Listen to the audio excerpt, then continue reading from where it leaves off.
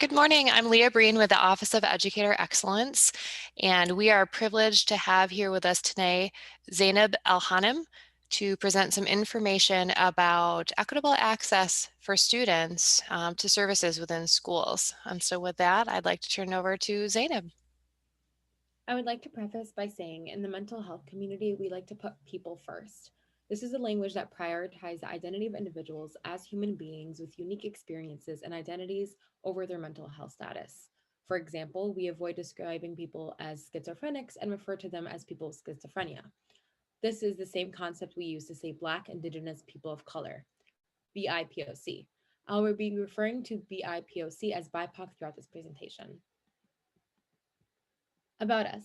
I'm here because I want fair and equal mental health care for myself and my siblings. We started on this project because my peers and I were sitting together in a safe space and realized that we had bad instances with mental health care in our schools.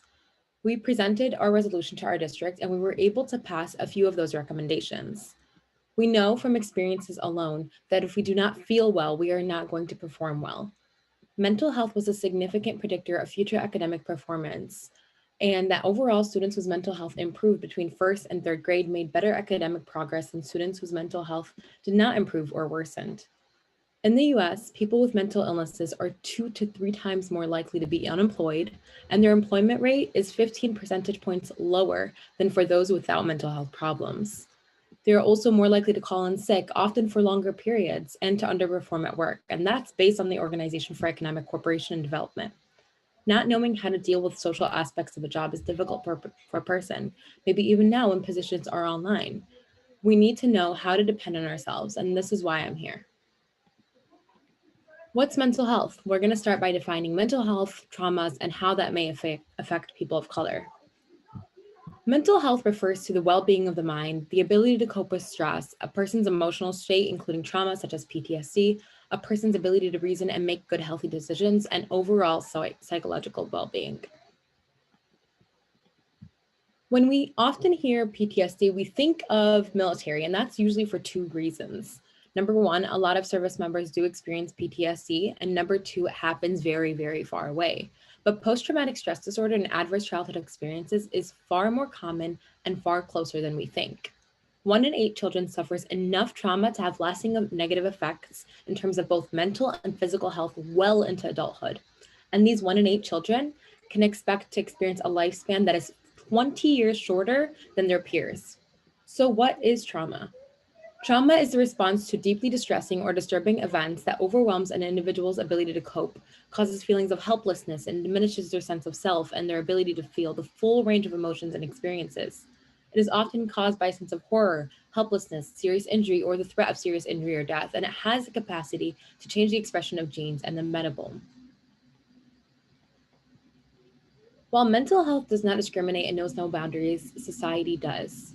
Mental health conditions occur in Black and African American people in America at about the same or less frequency than in white Americans. However, the historical Black and African American experience in America has and continues to be characterized by trauma and violence more often than their white counterparts, and impacts emotional and mental health of both youth and adults.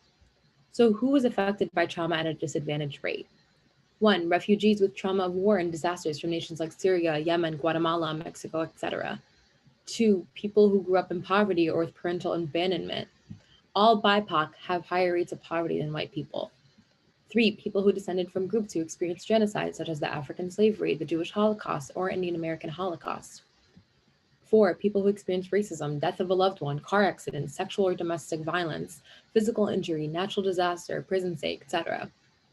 Racism is experienced solely by people of color. The repeated injuries that Black people and other BIPOC face through multiple avenues of racism, such as environmental racism, police brutality, etc., causes more death, leads to more emotional traumas than their white counterparts. Natural disasters are experienced way more in areas where there are BIPOC, such as impoverished nations and cities in the South, like where was Hurricane Katrina. Lastly, incarceration is experienced 6 times the rate by BIPOC than their white counterparts.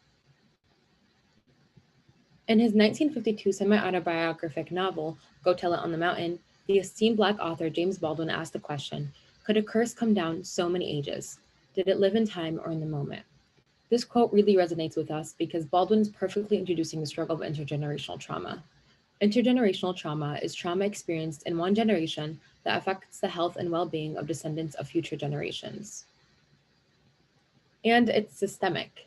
Historical adversity such as slavery, sharecropping, Jim Crow, and adversity such as famine, witnessing war, living in poverty, create socioeconomic disparities, which leads to homelessness, incarceration, poverty, etc., which leads to poor mental health by remaining in abusive relationships, abusing substances more commonly, being less likely to graduate and have a good relationship with your parents, more likely to become a single parent, which leaves future generation more vulnerable to continuing that cycle of adversity through becoming abusive or entering into abusive relationships, abusing substances, remaining in poverty, taking their parents' education road, etc.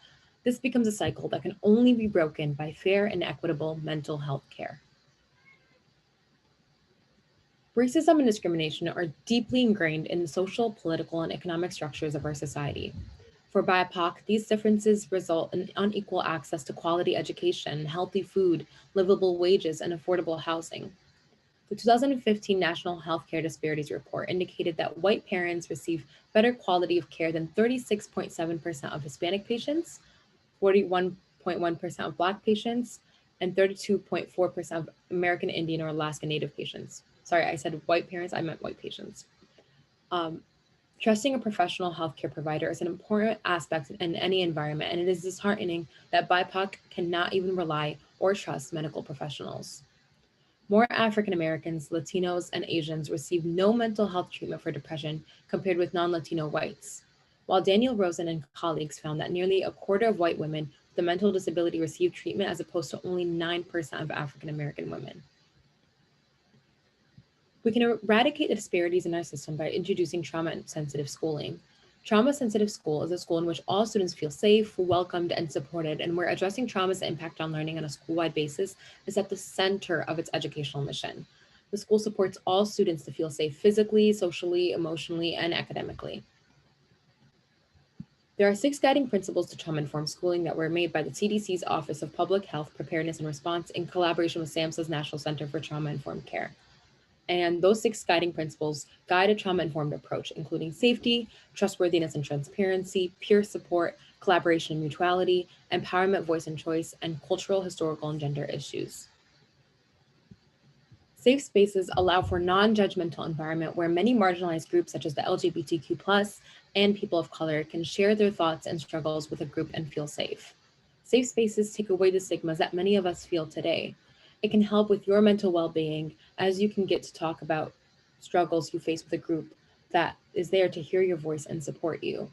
A safe space is the space in which we decided we wanted to focus on mental health care, where we felt empowered enough to share our voices and our own experiences with not receiving mental health care. According to Health and Human Rights Journal, experience of persons with mental disability is one characterized by multiple interlinked levels of inequality and discrimination within society. Think back to how my experiences of white and BIPOC communities differ when speaking of struggles. Several months ago, there was a joke on TikTok in which someone was acting erratic and would be labeled as a crackhead, and never someone with a cocaine addiction. That is important when considering the fact that crack was something pumped into low-income BIPOC communities, and cocaine was more expensive in more white communities. This treatment manifests itself into policies that discriminate and further racial disparities. Feeling survivor's guilt or imposter syndrome as BIPOC for being successful in a white predominant area can lead to feeling of loneliness, further highlighting the need for safe spaces. Feeling safe and welcomed will allow for people to break cycles of trauma and or learn healthy habits to better cope with experiences they might run into as BIPOC. And like we discussed in the beginning, it can lead to better job opportunities, better school investments, and better test scores. The Michigan Department of Education recommends the student to counselor ratio being 250 to 1 counselor. Fortson High School's student to counselor ratio is 420 to 1, and Divine Child High School's 292 to 1 counselor. This is significant because this can lead to impersonal relationships between counselors and students, which can make it difficult for students to reach out for help. Counselors are often overbooked, dealing with scheduling students and testing and leaving no room for students' mental health. The difference between Divine Child and Fortson High School is simply one is white and affluent and one is predominantly BIPOC and poor. They're in the same city, they have the same elected officials, and The tax dollars are the same. Everyone pays the same. But the difference is the identity and the treatment that they receive because of it. We conducted a survey to better understand the need of safe spaces in our schools. We received 135 responses in 1 week period, and the survey was only pushed out by 2 students without any administrative involvement. These are some things that we found. We asked students to share a story they felt needed to be heard. All the testimonials we received were from BIPOC students. One that really resonated with me was, quote, "I once told a social worker that one of my Link 3 freshmen was severely depressed, and the students showed me pages and pages of negativity that she has written, mostly suicide. And the social worker said she seemed okay. She's severely at risk, and it doesn't make sense to look over something like this." Another story that resonated with me is, quote, "I have never been mentally okay, and the school systems do not care at all, and they never have. They treat every student as if there is nothing going on in their lives other than school, as if every student has the mental capacity to perform the best they can." So what does trauma-informed schooling look like? The school addresses students' needs in holistic ways, taking into account their relationships, self-regulation, competence, and physical and emotional health and well-being. The school explicitly connects students to the school community and provides multiple opportunities to practice newly developing skills. The school embraces teamwork, and staff share responsibility for all students. Leadership and staff anticipate and adapt to the ever-changing needs of students and the surrounding community. To create a safe space, the school introduces a trauma-informed curriculum through participation bell works that discuss healthy coping mechanisms. They can create more resources for the school by bringing in more social workers, specifically BIPOC social workers, or mental health-focused counselors, and have mental health check-ins. As a testimony said, even if there are resources, it is still not enough to close the gap of inequalities that come with mental health care. BIPOCs are not believed, and they are not protected. Within the mental health field itself, much of the work has been oriented towards white people, often leaving behind non-white identifying communities. While the global conversation has placed greater weight on mental health and focusing on stigma, we all need to become activists for the social and economic transformation of society into an environment in which those with mental disabilities can experience substantive equality. And that begins with our schools. Thank you.